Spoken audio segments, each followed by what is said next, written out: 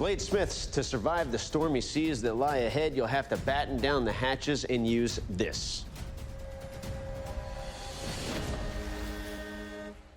Now, this is a custom-made forged and fire ship's wheel.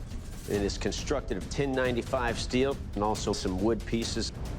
Your challenge is to harvest that metal and stack layers of the same high-carbon steel to create a Hada billet, from which you will forge a signature blade in your signature style, between 12 and 14 inches in length. Good luck, bladesmiths. Your 3 hours starts now. We've got 3 fellas with grinders out there just going at it. None of the bars are anywhere close to enough material to make a knife out of. So I'm gonna take 4 bars and then we're gonna stack them up and go from there.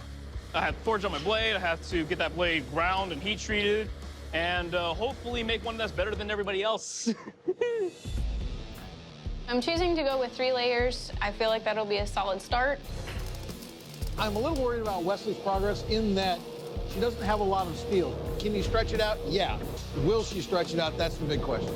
As I'm getting ready to forge weld, some of the important things I'm going to be looking for are the even heat along all 3 pieces that I'm working on. With that one piece in the middle, it might take a little bit longer or shorter because it's got both pieces on outside, helping it heat up.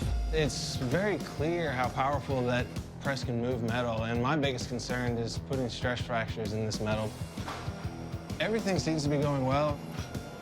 I've got my billet all welded up. It's looking pretty good. So to start drawing everything out, I'm gonna head over to Big Blue. Since I'm only starting with 3 pieces on my billet, I need to be careful because if I press a little bit too hard, I could end up pinching a section. Ha-ha! Good welds. I'm making my signature style. It's a cross between just a chopper and a buoy. Kevin over here on the end, he's doing a great job of roughing out a shape. Yeah. A lot of people that I look up to in the bladesmithing community, they're really big on forging the shape, and I've taken a note from that, and I pride myself on my ability to forge the shape. I'm planning to make more of a utilitarian knife with a clip point and a slight recurve so that it does a good job of cutting through that rope, but at the same time has a slight downward handle so that the knife doesn't want to come flying out of your hands. Wesley's continuing to draw out her blade. I need to start my tang. I'm gonna have to go with a hidden tang. Wesley has demonstrated you got to be able to make adjustments on the fly. It's a good decision to maximize your blade steel. I see some cracks in my blade. If it goes all the way through the blade, then I'm just SOL. But I'm pretty confident in my welds, so I'm hoping that they aren't that deep and I can just grind past them, though, after the heat treat. It's time to go in for the quench. Kevin has been showing a lot of attention to the temperatures going on in his forge. I'm saying Kevin worked really smart. I'm going for a differential heat treat on this knife. That way I have a soft spine and it'll end up being a really, really nice blade for that cleat chop and rope slice. Kevin has quenched his blade. Oh, that's beautiful. It's like Wesley just quenched. There's a warp. Kind of freaking out a little bit because it's now like 8 minutes on the clock and I've got to fix this. Quench. Oh, and that thing was smoking hot. Kenny's in the quench. I don't know. It was getting very thin, and I think it's actually developed into a significant warp. I really don't know at this point whether I should put this blade back in the forge or whether I should just kind of leave it and hope for the best. 2 minutes! I decide I'm going to do a second quench.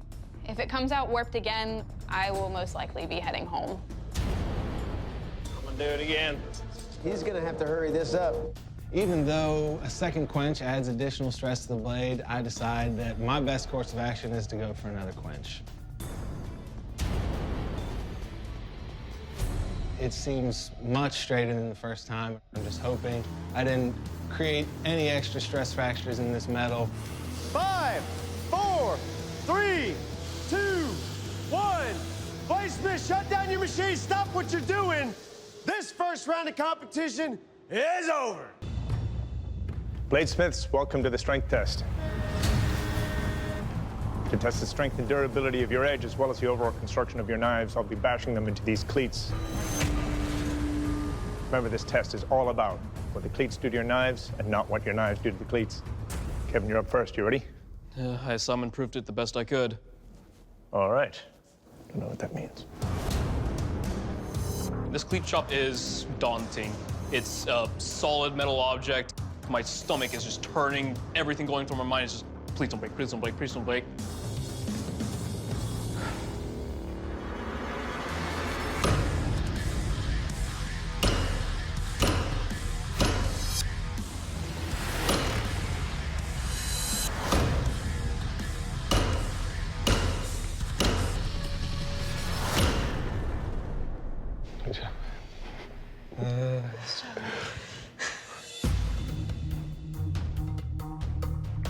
Well, Kevin, obviously, blade's still in one piece. It's a good thing.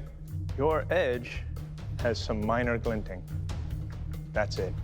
This is a really tough blade. Your handle is comfortable. Very well done. Thank you. Kenny, you see what I'm up to. You ready for this? Let's do it. All right. I'm looking at these cleats and my heart is bumping out of my chest. That cleat is something that never should be smashed into a blade.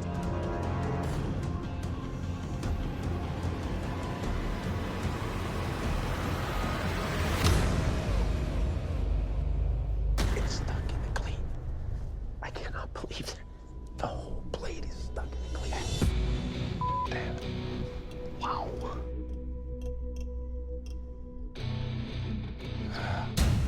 All right, Kenny. The thing that caused this is right up at the very top there.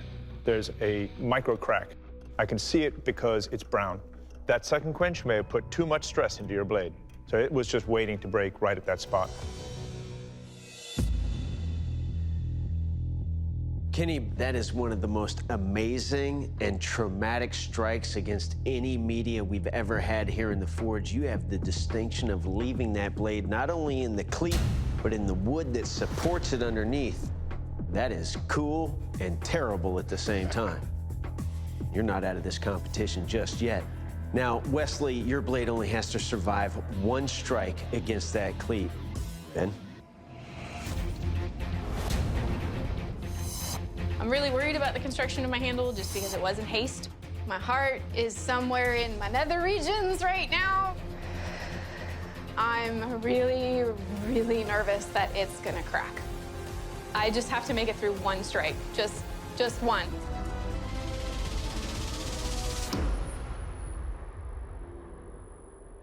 Holy crap. Well, Wesley, good job.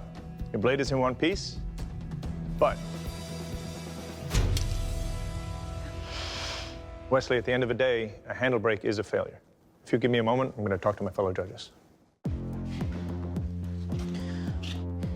I can barely hear them from where I'm standing, and I don't know now. I don't know if I'm going home. I don't know if I still have a chance. Failure's a failure, man. That would start to eat your hand up pretty bad. Damn. It's very hard to watch something you spent 5 hours on just get destroyed in an instant. Wesley, Kenny, in any other competition, either one of you could have been the smith that was going home. But since both of you had catastrophic failures on the first strike, we have to take into consideration what is the most egregious of the deficits. In the most incredible catastrophic failure we've ever had here in the Forge. Kenny, I have to ask you to please exit the Forge. Dude, that was awesome. Thank you. It was definitely not the way I wanted to go out, but it is what it is. This was an incredible experience. I learned a lot about myself. When I get home, I'm going to spend some time with the wife and my new baby, and then back out to the Forge to hopefully work on Hada.